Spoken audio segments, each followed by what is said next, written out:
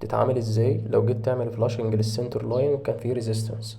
رقم واحد اسسمنت، هتعمل اسسمنت لثلاث حاجات: اوبن كلامب تتاكد ان الكلامب مفتوح، كاسيتر كينكد تتاكد ان السنتر لاين مفيهوش اعوجاج او انسناء من اي مكان، انفكشن هتشوف لو في عدوى، تبص حوالين السنتر لاين لو في ريدنس او تندرنس او سويلنج او بص. رقم اتنين بيشنت بوزيشننج، احيانا بتكون المشكله في ان الكاسيتر تيب اجينست الفين وول، فبنحتاج ان احنا نعمل تعديلات بسيطه في وضعيه العيان علشان نريليف الاوكلوجن ده، زي ان العيان يرفع ايديه او يلف راسه الناحيه التانية او يقوم يقعد او يقف. وهنحاول نعمل فلاشنج تاني، لو ما زال الفلاشنج صعب وفي ريزيستنس هنأسس البلاد ريتير، هنسحب دم من السنتر لاين. لو ما جاش معاك يبقى كده مفيش بلاد ريتيرن وفي نفس الوقت مفيش فلاش، يبقى ده معناه كومبليت اوكلوجن.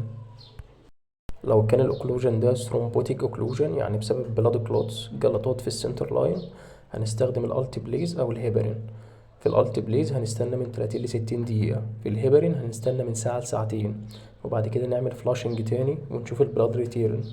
لو برضو لسه مفيش بلاد ريتيرن والفلاشنج صعب، يبقى ده معناه ان هو نون ثرومبوتيك اوكلوجن بسبب وجود ترسبات او كريستالات بسبب الادويه اللي احنا بنديها في السنتر لاين. وهنا الجايد لاينز بتقول ان احنا نحاول نعمل فلاشنج بورم صلاين، او ان احنا نعمل فلاشنج بصوديوم بايكارب بتركيز 8.4%، خاصة مع البريسيبيتيتد ميديكيشنز زي الفانكومايسين.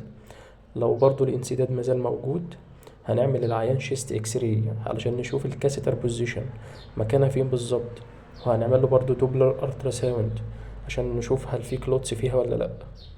لو المشكلة مازالت موجودة والانسداد مازال موجود، هنعمل ريموفال للسنتر لاين ونركب واحدة جديدة. وبس كده، لو عجبتك المعلومة ادينا فولو. سلام.